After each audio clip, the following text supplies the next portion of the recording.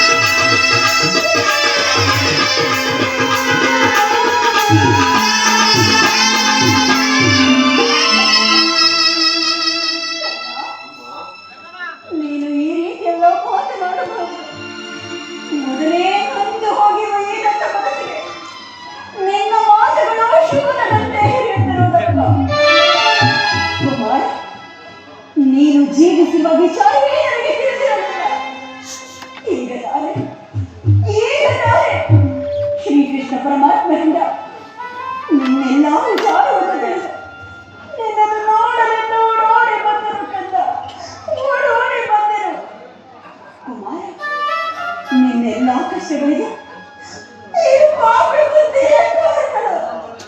ನನ್ನನ್ನು ಕ್ಷಮಿಸು ಮಗು, ನನ್ನನ್ನು ಕ್ಷಮಿಸಪ್ಪ, ಕ್ಷಮಿಸು. ಅಮ್ಮ, ನೀನೇ ಮಾತನಾಡುವುದು ಬಾಲಕನಾದ ನನಗೆ ಶ್ರೇಷ್ಠವಲ್ಲ. ನಾನು ಪರಮ ಪಾಪಿ, ದೌರ್ಭಾಗ್ಯ. ಆದುದರಿಂದಲೇ ಈ ರೀತಿ ಬಂದು ವರ್ಗಗಳನ್ನು ಅಗಲಿಬಾರದು.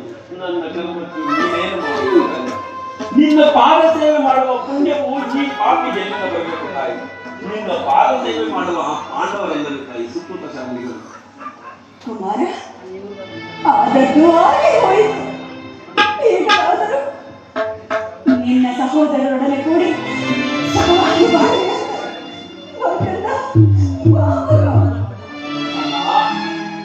ಇದೊಂದು ಮಾತನ್ನು ಬಿಟ್ಟು ಬೇರೇನಾದರೂ ಹೇಳುತ್ತಾರೆ. ಆದರೆ ನಾನು ಜೀವಿಸಿರುವವರೆಗೂ ಸ್ವಾಮಿ ದ್ರೋಹವನ್ನು ಮಾತ್ರ ಮಾಡಲಾಗಿದೆ. ಹಾಗಲ್ಲ ಮಗು, ಹಾಗಲ್ಲ. ಹೆತ್ತ ತಾಯಿಯಾಗಿ ನಾನೇ ನಿನ್ನಲ್ಲಿ ಭಿಕ್ಷೆ ಬೇಡುತ್ತಿರುವಾಗ ನೀನು ಆ ಕೌರವರೊಡನೆ ಸೇರಿಕೊಂಡು ಪಾಂಡವರ ಮೇಲೆ ಇಷ್ಟೊಂದು ದ್ವೇಷ ಸಾಧಿಸಬಾರದು. ಪಾಂಡವರ ಮೇಲಿನ ವೈರತ್ವದ ಕಡೆ ಸೌಭ್ರಾತೃ ದಾನ ಮಾಡುತ್ತಿಲ್ಲ. ನೀನೇನೇ ಹೇಳು, ಹೊರಗಾತನು ನನ್ನನ್ನೇ ತನ್ನ ಆಧಾರ ಸಂಭವೆಂದು ನಂಬಿ ಯುದ್ಧವನ್ನು ನೋಡಿರುವಾಗ ಇಂಥ ಸಂಬಂಧಗಳನ್ನು ಕಲ್ಪಿಸಿಕೊಂಡು ಆತನನ್ನು ಕರೆದರೆ ಭಗವಂತನು ಮೆಚ್ಚುವನೆ. ನಾನು ಕೊಲೆಪಾತಕಿಗಿಂತಲೂ ಕಡೆಯಾಗುವುದಿಲ್ಲವೇ? ನಮ್ಮ ತಂದೆ ತಾತಂದಿರು ನರಕಕ್ಕೆ ಬೀಳಬೇಕಾದೆ. ಮುಂದೆ ಹುಟ್ಟುವ ಮಕ್ಕಳು ಮೊಮ್ಮಕ್ಕಳು ಅಪಮಾನದಿಂದ ತಲೆಬಾಗಿ ನನ್ನನ್ನು ಶಿಕ್ಷಿಸುವುದಿಲ್ಲ. ಇಂಥ ಸನ್ನಿವೇಶಗಳಲ್ಲಿ ವೀರಮಾತೆಯಾದ ನೀನೇ ಈ ರೀತಿ ಹೇಳುವುದು ಸರಿ? ನಿಶ್ಚಯ ನಿನ್ನ ಮಾತು ನಿಜವಪ್ಪ. ಆದರೆ ನೀನು ಪಾಂಡವರ ಬೆನ್ನಲ್ಲಿ ಬಿದ್ದ ಸಹೋದರರಲ್ಲಿ ಅವರ ಕ್ಷೇಮವನ್ನು ಬಯಸಬೇಕಾದದ್ದು ಹಿರಿಯನಾದ ನಿನ್ನ ಕರ್ತವ್ಯವಲ್ಲವೇ? ನೀವಾರು ಜನ ಸೇರಿ ಹಸ್ತಿನಾವತಿಯ ರಾಜ್ಯಭಾರ ಮಾಡುವುದನ್ನು ನಾನು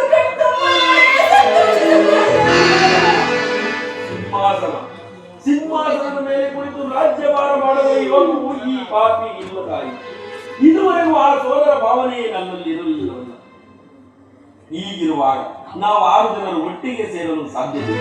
ನಮ್ಮ ಪ್ರಾಣಾಯ ಪಾಂಡವ ಎಂಬಂತೆ ಪಾಂಡವರ ಪ್ರಾಣವೇ ನನ್ನ ಪ್ರಾಣವೆಂದು ಶ್ರೀಕೃಷ್ಣ ಪರಮಾತ್ಮನು ಹೇಳುತ್ತಿರುವಾಗ ನಾವು 6 ಜನರು ಒಟ್ಟಿಗೆ ಸೇರಲು ಸಾಧ್ಯವೇ ತಾಯಿ? ಲೋಕೈಕ ವೀರನಾದ ನೀನೇ ಆ ಕೌರವರೊಡನೆ ಸೇರಿಕೊಂಡು ಪಾಂಡವರ ಮೇಲೆ ಇಷ್ಟೊಂದು ದ್ವೇಷ ತೋರಿಸುತ್ತಿರುವಾಗ ನಾನು ಭಯಪಡದೆ ಹೇಗಪ್ಪ ಧೈರ್ಯವಾಗಿರಲಿ? ಹೇಗಪ್ಪ ಧೈರ್ಯವಾಗಿರಲಿ?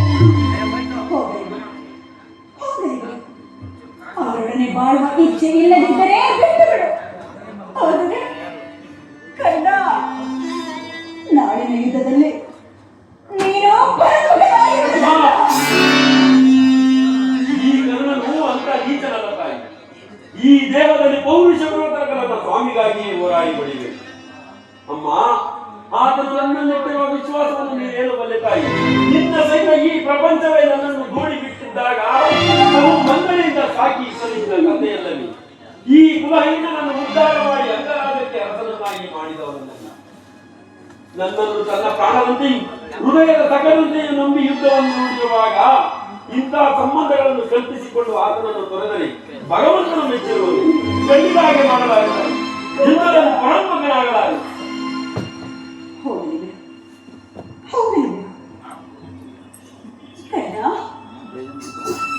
ನಾಳಿನ ಯುದ್ಧದಲ್ಲಿ ಪಾಂಡವರೇನಾದರೂ ನಿನ್ನ ಕೈಗೆ ಸಿಕ್ಕರೆ ಅವರನ್ನು ಮಾತ್ರ ಕೊಲ್ಲಬೇಕಪ್ಪ.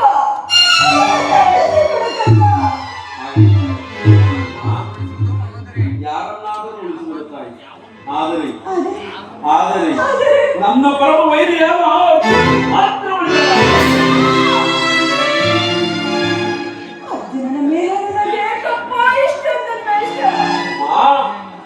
ಆತನ ಯುದ್ಧ ಮಾಡುತ್ತಾರೆ ನನ್ನ ಸ್ವಾಮಿ ನೋಡಿ ಸಂತೋಷ ಪಟ್ಟರೆ ಆಗಲ್ಲ. ಈ ಪ್ರಪಂಚದಲ್ಲಿ ನಮ್ಮಿಬ್ಬರಲ್ಲಿ ಒಬ್ಬರಿಗೆ ಮಾತ್ರ ಕಾಲವಿರುವುದು. ನನ್ನಿಂದ ಅರ್ಜುನನೇ ಅಪರಾಧ, ಐವರು ಮಕ್ಕಳು ಉಳಿದೇ ಉಳಿಯರು ಬಿಡುತ್ತಾಯಿ. ಚಿಂತೆಯನ್ನು ಬಿಡು. ಅರ್ಜುನನ ಮೇಲೆ ನನಗೆ ಕಪ್ಪ ಇಷ್ಟೊಂದು ದ್ವೇಷ.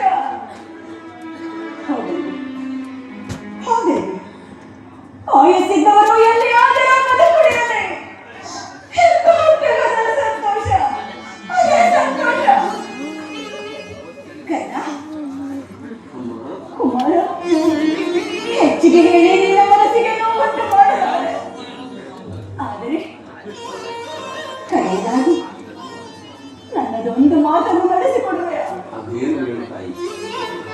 ಸತ್ಯವಾಗಿಯೂ ನಡೆಸಿಕೊಡುವೆಯಾ? ಅಮ್ಮ, ಈ ಕರ್ಣನು ಎತ್ತ ತಾಯಿಯ ಮಾತನ್ನು ನಡೆಸಲಾರನ ಪಾಪಿಯನ್ನು ಪಾಲಿಸಿರುವೆಯ ನಿನ್ನ ಪಾದ ಸಾಕ್ಷಿಯಾಗಿ ನಡೆಸಿಕೊಳ್ಳುವೆನು.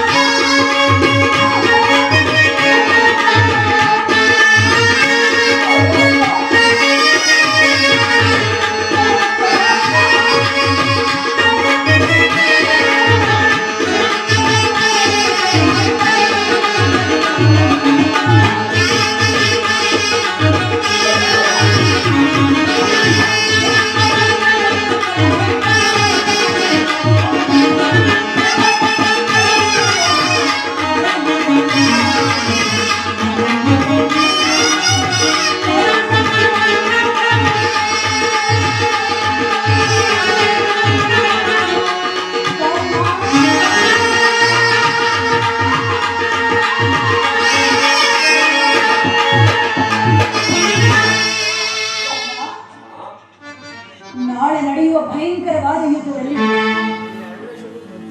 ನೀನು ಪಾಲ್ಗೊಳ್ಳದೆ ಯುದ್ಧ ಮಾಡಬೇಡ. ಒಮ್ಮೆ ತೊಟ್ಟ ಬಾಣವನ್ನು ಪುನಃ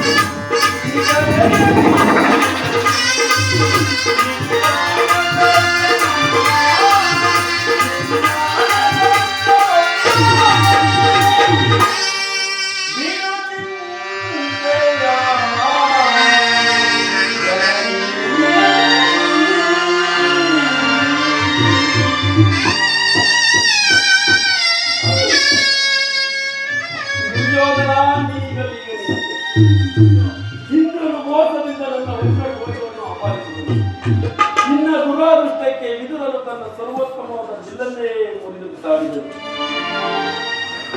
ಶ್ರೀಕೃಷ್ಣ ಪರಮಾತ್ಮನು ನನ್ನ ಜನ್ಮ ವೃತ್ತಾಂತವನ್ನು ತಿಳಿಸಿ ನನ್ನ ಹೃದಯದ ಸ್ಥೈರ್ಯವನ್ನೇ ಕಿತ್ತುಕೊಂಡನು. ಈಗ ನನ್ನ ಎತ್ತ ಮಾತಿ ಕೊಟ್ಟ ಬಾಣ ಕೊಡಬೇಡವೆಂದು ವಾಗ್ದಾನ ಹಾಗೆ ಪ್ರಪಂಚ ದೈವ ಎಲ್ಲವೂ ಸಂಚು ಮಾಡುತ್ತಿದ್ದರು. ಮಾಡಲು ಪೌರುಷದ ನನ್ನ ಸ್ವಾಮಿಗಾಗಿ ಹೋರಾಡಿದರು. ಅಮ್ಮ, ಶ್ರೀಕೃಷ್ಣ ಪರಮಾತ್ಮನ ಬಿಡಿಲೋಪಾಯವು ಫಲಿಸಿತು. ಈ ಯುದ್ಧದಲ್ಲಿ ನಮಗೆ ಖಂಡಿತ ಎಲ್ಲರ ಸಂತೋಷ ಹೋಗಿ ಬಾಪ. ಅಮ್ಮ, ಎತ್ತ ಮಾತೆಯ ಪ್ರಥಮ ದರ್ಶನವೇನೋ ಹಿಂದೆ ಆಯಿತು. ಪುನಃ ನಿನ್ನನ್ನು ನೋಡುವ ಭಾಗ್ಯ ಈ ಮಾತೆಗೆ ಲಭಿಸುವುದೋ ಇಲ್ಲವೋ ಕಾಣು. ಹೌದಮ್ಮ, ನನ್ನ ಕಣೆಯವನ್ನು ಮಾತನಾಡಲು ನಡೆಸಿಕೊಳ್ಳುವೆಯಾ ತಾಯಿ? ಅದೇನೆಂದು ಹೇಳುವುದು? ಈ ಯುದ್ಧ ಮುಗಿಯುವ ತನಕ ನಾನು ನಿನ್ನ ಮಗನಿರುವ ವಿಚಾರವನ್ನು ಯಾರನ್ನೂ ಹೇಳಬೇಡ ತಾಯಿ. ಕುಮಾರ, ಹೌದಮ್ಮ, ಈ ಯುದ್ಧದಲ್ಲಿ ನಾನೇನಾದರೂ ಅಕನಾದರೆ ಈ ಯುದ್ಧದಲ್ಲಿ ನಾನೇನಾದರೂ ಅಕನಾದರೆ ಸತ್ಯಸಂತನಾದ ಧರ್ಮರಾಯನ ಕೈಯಲ್ಲಿ ನನ್ನ ಉತ್ತರ ಕ್ರಿಯಾದಿಗಳನ್ನು ಮಾಡಿಸಬೇಕು. ತಮ್ಮ ಅಧಿಕಾರಿಗಳನ್ನು ಬಿಟ್ಟು ಬೇಡಿಕೊಳ್ಳಲು ತಾಯಿ.